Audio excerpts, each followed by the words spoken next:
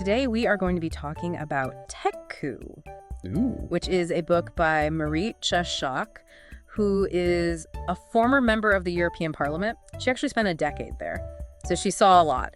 And she's been grappling with technology's influence on democracy for quite a while. Yeah, that's a really long time to be in the European Parliament. Yeah. That's a great perspective to come from. Yeah, and she does not sugarcoat things. Let's just say that right up front. That's good. I like that. Yeah, it makes for a very interesting read. So what really stood out to you as you were reading Tech Coup? What I think really struck me is how Sheikh really just brings this complex issue down to earth. I mean, how do you even start to unpack how technology is influencing democracy? It's such a huge question. And she does it by opening with this really personal story Okay. about this Iranian activist named Ali. Okay. And basically, he was trying to escape Iran, but his escape was completely thwarted because a Western company sold surveillance tech to the Iranian government. Yeah, it's such a powerful way to start the book because it really illustrates that central argument that technology, which we always hear is going to be this democratizing force, is actually being used to undermine democracy itself. Wow. What a contradiction. Yeah. Like, I think about Western governments who are advocating for human rights, Right. but then at the same time, we have companies within those same countries that are providing the tools of oppression. Exactly. Yeah. It's a really stark reality check. And from there, Sheikh kind of digs into how this power shift happened. Okay. You know, she talks about how the early internet, the vision for it was very much about decentralization and open access. Right. But then she contrasts that with the reality of today where we have these walled gardens controlled by giants like Facebook and Google. Yeah. It really does make you think, like, did we trade the promise of a free and open internet for the convenience of these platforms? Did we get a bad deal? I think that's a great question. And it feels like it happens so gradually, right? Like slowly over time. Yeah, absolutely. It's like the frog in boiling water. We didn't even realize it was happening. Yeah. And Sheikh points out how these companies very cleverly use the innovation narrative to shield themselves from regulation for years. Oh, yeah, for sure. They were like, don't touch us. We're disrupting things. We're the future. Exactly. And it worked for a long time. Yeah. They got a free pass while amassing enormous power. Exactly. And that leads into what Sheikh calls the great outsourcing. This idea that tech is taking over these core government functions. Interesting. So what are some examples of that? Well, think about cryptocurrencies. Okay. Like Bitcoin. Yeah. They challenge traditional financial systems Right. and government's control over monetary policy. And some countries are even using them to evade sanctions. Oh, wow. So it's like the Wild West of finance, but with digital cowboys. Yeah, pretty much. And then there's facial recognition technology. Oh, yeah, that's a big one. Sheikh uses the case of Clearview AI. Oh, okay. They basically scraped billions of photos from the internet Oh, gosh. to create this massive facial recognition database. That's scary. It is, law enforcement agencies have been using it with very little oversight or accountability, which is really concerning when you think about the biases that are often embedded in these Right. algorithms. Yeah, for sure. So it's not just about the technology itself, but who controls it and Yeah, how it's being used. right, exactly. And then there's Palantir. Okay. They provide data integration products to governments and law enforcement. Oh, I've heard of them. Their reach is pretty concerning, right? It is. They're amassing this huge amount of data, Yeah. and it really blurs the lines between government and private surveillance. What's even more concerning is that their algorithms are largely opaque. Right. So we don't even know how they're analyzing and using this data. So it's basically a black box. Exactly. And that lack of transparency is a big problem for accountability. Yeah, definitely. So we've got these powerful companies operating in the shadows, Right. potentially influencing everything from elections to law enforcement. And then on top of that, Sheikh really paints this bleak picture of our digital infrastructure Yeah. and how incredibly vulnerable it is. She uses this phrase, the weaponization of everything. Oh, I mean, think about something as simple as a phishing email. right. With AI, those attacks are becoming more and more sophisticated. Yeah, So it's even harder to detect them. right. And more likely to succeed. Exactly. It's scary how, like, one wrong click can compromise an entire system. Oh, yeah, absolutely. Yeah. And then you have large-scale cyber attacks that can cripple entire countries. Like the Colonial Pipeline attack in the U.S. Exactly. That caused widespread fuel shortages Yeah. and panic. Yeah. That was crazy. It was a major wake-up call about how fragile our critical infrastructure is. Yeah. and the very real threat of cyber warfare. What's even more concerning is that the lines between offense and defense are really blurred in cyberspace. Right. Like when the U.S. took down those malware servers in other countries. Exactly. It's like we're stepping into this digital Wild West, but the stakes are so much higher. Yeah. Yeah, so with all of this going on, it feels like this erosion of democratic governance is happening in the face of these really powerful forces. It's a tough situation. So how do we even begin to address this? Like, is there any hope? Well, Sheikh argues that one of the biggest challenges is that tech companies have really mastered the art of framing the debate around regulation. Okay. They've successfully portrayed themselves as the champions of innovation. Yeah. And they demonize any attempts at government intervention. Like they're playing the victim. Yeah, and they've been very effective at it. But I do feel like things have started to shift a little bit. Yeah. Like with the Cambridge Analytica scandal. Oh, absolutely. Yeah. That was a huge turning point. Yeah, where Facebook user data was harvested and used for political targeting. Right. Suddenly the focus shifted from the wonders of innovation to the very real dangers of unregulated data collection. Right. And algorithmic manipulation. Yeah. People started to realize that their personal information was being weaponized against them. Exactly. Yeah. And that these companies were profiting from it. Yeah. I remember the EU even grilled Mark Zuckerberg about that. Yeah. He testified before the European Parliament. Right. But Sheikh actually points out that a lot of lawmakers seem more starstruck than concerned. Oh, really? Yeah. It highlights just how difficult it is to regulate these powerful companies. Yeah. Even when there's clear evidence of wrongdoing. Right. So it seems like we're at this critical juncture. Absolutely. Where the current approach, which relies on self-regulation and voluntary measures, simply isn't working. It's not enough. Yeah. We need something stronger. Sheikh advocates for a fundamental shift, Okay. moving away from self-regulation towards more robust government oversight. She thinks we need laws with teeth. Right. Not just toothless codes of conduct. Exactly. Okay, so we've laid out the problem. Yeah. Tech's growing power. Yeah. Erosion of democratic governance. And the lack of effective regulation. Right. Where do we go from here? Does Sheikh offer any solutions? She does. And they're actually bolder than you might expect.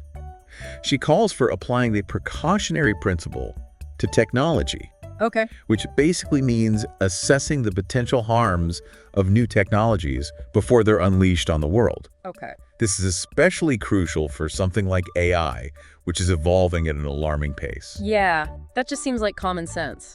It does. But we rarely seem to apply that to technology. Right. We tend to just embrace new gadgets and platforms without really understanding the long-term consequences. Yeah.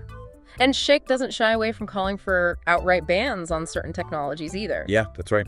She specifically targets commercial spyware, Okay. data brokers, facial recognition technology, Okay. and even cryptocurrencies. Wow, those are some pretty radical proposals. They are. But maybe that's what we need. Yeah. Maybe we need to regain control over technology. Right. And ensure that it serves democratic values, not corporate interests. That's the heart of her argument. She believes we need to be much more proactive in anticipating and mitigating the potential harms of technology. It's not about stifling innovation. Right. It's about making sure that technology empowers individuals Yeah, and strengthens democracy, not the other way around. totally. Sheikh also argues that transparency is absolutely crucial. Like, she wants mandatory reports from tech companies, public access to algorithms, clearer rules on government procurement, basically shining a light on all these black boxes. Yeah, that makes a lot of sense. Because how can we hold these companies accountable if we don't even know how their technology works? It's like signing a contract without reading the fine print. It really is. Yeah. And transparency is such a fundamental pillar of democracy. Without it, we're essentially just trusting these companies to act in our best interests, even when their financial incentives are pointing in the opposite direction. Right. It's all about the bottom line, for them at least. So more transparency, stricter regulations. And this precautionary approach to new technologies, these are all big ideas. But how do we actually translate them into action? Well, one thing that Sheikh suggests is creating independent technological expert services within governments. So it's like giving lawmakers a tech upgrade. Okay. So instead of relying on lobbyists and industry insiders for information, they'd have their own teams of experts who could advise them on the complexities of technology. Exactly. These experts could help craft legislation, evaluate the impact of new technologies, and make sure that the regulations are up to date and effective. That seems like a really crucial step because right now it feels like lawmakers are trying to regulate the internet with a rotary phone. Yeah, it's a knowledge gap that needs to be bridged. And Sheikh believes that by empowering governments with this technical expertise, we can create a more level playing field. Right, and ensure that technology serves the public interest, not just corporate interest. Exactly. And it's not just about the EU either. Sheikh takes a global view in the book, comparing and contrasting different approaches to tech regulation. So what are some of the key differences that she highlights? Well, one striking contrast is between the EU and the US. So the EU, with its general data protection regulation, the GDPR, really emphasizes data privacy and digital rights. Yeah, I mean, the GDPR has been hailed as a landmark piece of legislation. It has. But some critics argue that it lacks teeth. Yeah, that's a fair point. The fines imposed on companies for violations are often seen as just a slap on the wrist. Yeah. Especially for these tech giants with really deep pockets. And enforcement can be inconsistent across different countries. Right. Meanwhile, the U.S. seems to prioritize national security and countering China in its approach to tech regulation. Yeah, think about the Clean Network Initiative, which aimed to banish Chinese tech from U.S. infrastructure. But when it comes to data privacy for American citizens, there's been a noticeable lack of action. It feels like a double standard. Right, worrying about data security when it comes to China, but not so much when it's American companies collecting data on their own citizens. Exactly. And what about China and India? They seem to be charting their own course in this digital world. Yeah, China presents a really stark contrast. Sheikh argues that technology is being used there to further authoritarian agendas. I mean, we've all heard about China's vast surveillance network, the social credit system, and their tight control over the internet. It's a chilling example of how technology can be used to suppress dissent. Exactly. It's a cautionary tale about what can happen when technology is used to empower the state at the expense of individual rights. Right. So what about India? Is it somewhere in between the EU and China? Yeah, I think India is a fascinating case. On the one hand, you have these ambitious digital initiatives like the India Stack, which aims to bring government services online and empower citizens. Yeah, the India Stack is often cited as a really positive example of how technology can be used for good. It's helped millions of Indians access essential services. Absolutely. But there's also a darker side.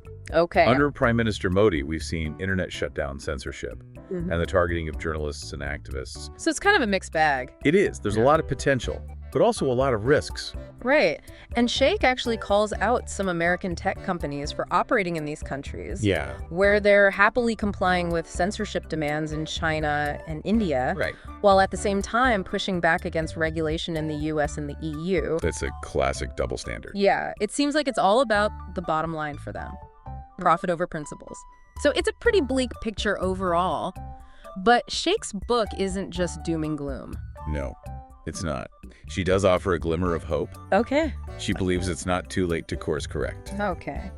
And she calls for a collective effort to reclaim sovereignty from these tech giants. Okay. And ensure that technology serves democratic values. I mean, that sounds like a monumental task. It is. But she offers a range of practical steps we can take. Like what?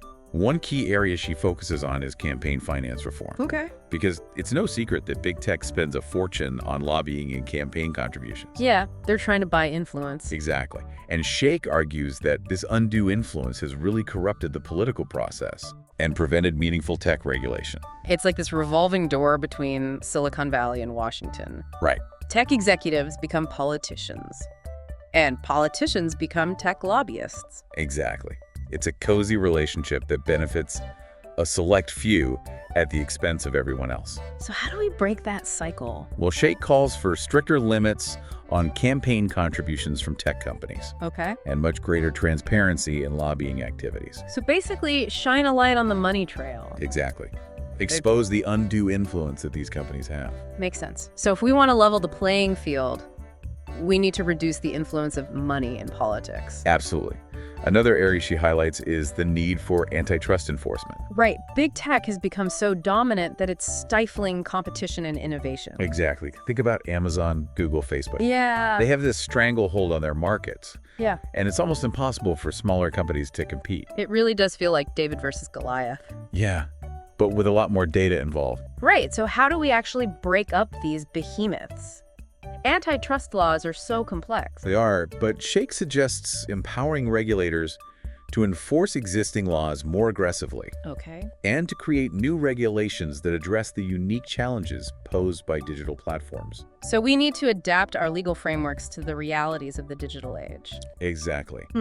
And she also emphasizes the importance of consumer education and awareness. Right. Like, we need to be informed about how our data is being collected and used. Yeah. And we need to demand better privacy protections. Right. We can't just rely on tech companies to self-regulate. Yeah. We need to be proactive. So it's about becoming savvy digital citizens, Exactly. understanding our rights, and making informed choices about the technologies we use and the companies we support. Exactly. And demanding that our governments hold these companies accountable. Okay. So education is key. Absolutely. Yeah. And Sheikh also believes that we need to rethink our education systems as a whole. Okay. How so? Because right now we're churning out all these graduates who are really great at using technology, but they're not so great at understanding its impact on society.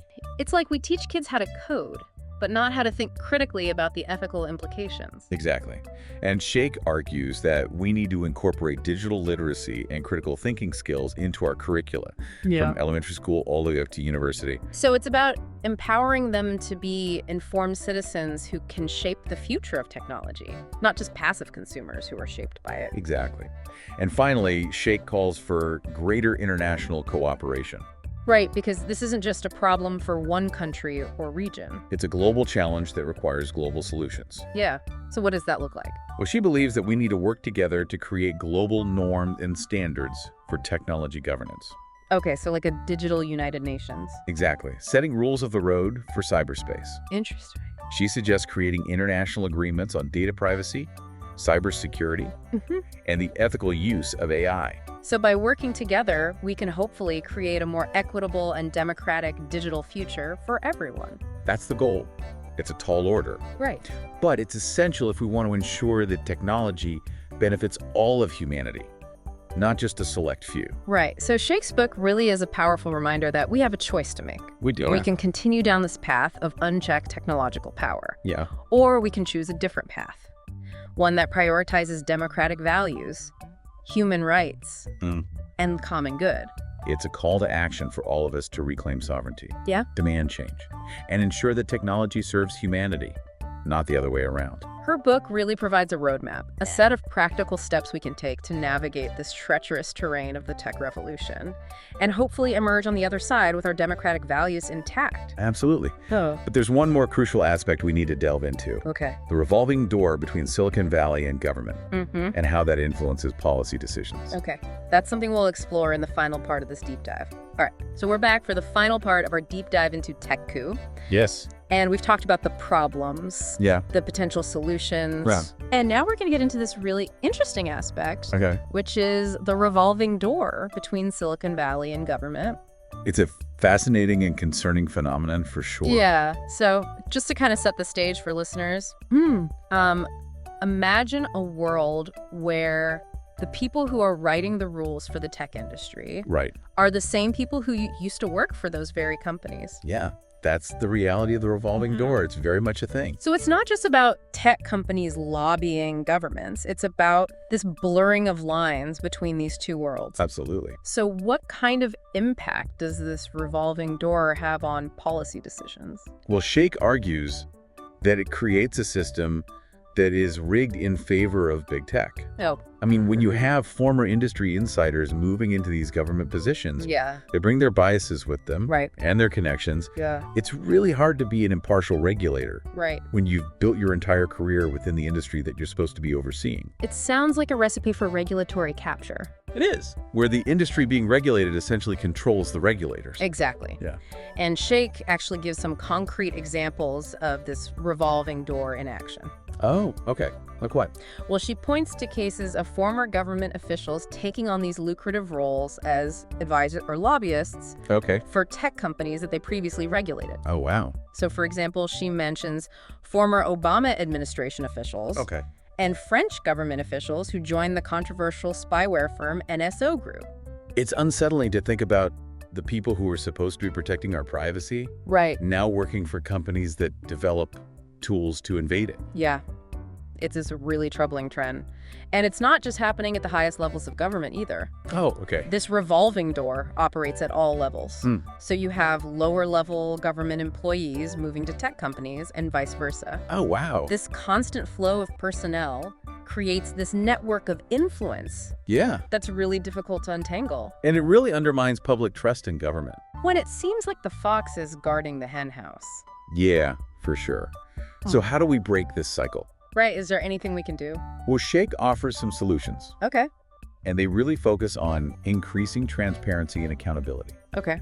One key recommendation is to impose stricter rules on lobbying Okay. and campaign contributions from tech companies. That makes sense because they spend a fortune trying to influence politicians. They do. Yeah. And limiting their spending could really help to level the playing field. Right. Give more power back to the people. Exactly. And she also advocates for greater transparency in lobbying activities. Okay. Like she wants to know who's meeting with whom, what they're discussing, how much money is changing hands. So sunlight is the best disinfectant. Exactly. It would make it much harder for tech companies to operate in the shadows Right. and exert undue influence. Okay. So transparency is key. But what about the individuals who move between these two worlds? Yeah. Can we do anything to prevent them from using their insider knowledge for personal gain? Well, Shake suggests strengthening conflict of interest rules for government officials. Okay. So proposing mandatory cooling off periods after they leave public office, Okay. before they can take jobs at tech companies. So putting a timeout on the revolving door. Exactly. It would prevent them from immediately leveraging their connections Right. for their own profit. Yeah, that seems reasonable. Ah, I mean, it ensures that former government officials are serving the public interest. right. Not just their own. Okay, so Shake's ultimate goal with all of these solutions Yeah. is to really shift the balance of power back toward democracy Yeah, and the public good. absolutely. She's reminding us that technology is a tool. Right. It can be used for good or bad. Uh-huh. And the choices we make today will determine which path we take. It's really up to us. Yeah. So we've explored a lot of ground in our deep dive into tech coups, We have. from the chilling story of Ali to the alarming power of these tech giants, Right. to the urgent need for solutions that prioritize democracy. We've talked about curbing anti-democratic technologies, Yeah. creating technological expert services within governments. Yeah, and contrasting the approaches of different regions. Exactly. Highlighting that tension between data privacy, national security, economic interests, And of course, the revolving door. the revolving door between Silicon Valley and government. Yeah. It's been a sobering but ultimately empowering journey, I think. I agree. It's definitely a call to action. Yeah, Shake's work urges us to become informed and engaged citizens. We can't be passive bystanders in this technological revolution. Tech Coup is a must-read for anyone who's concerned about the future of democracy. Absolutely. It's a wake-up call. Yeah, a reminder that we all have a role to play in shaping a world where technology empowers individuals.